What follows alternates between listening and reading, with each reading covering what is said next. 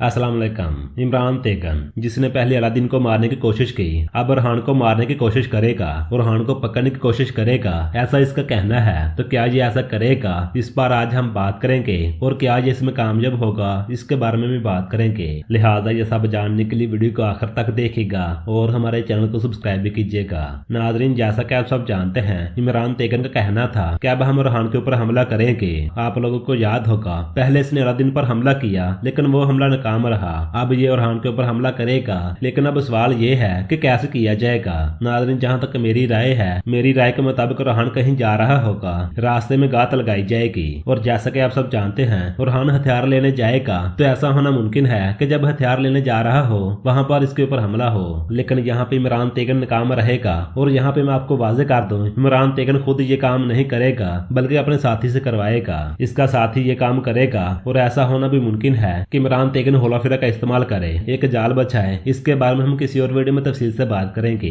तो ये थी आज की हमारी वीडियो। पसंद आए तो लाइक कीजिए और अपने दोस्तों से शेयर कीजिए।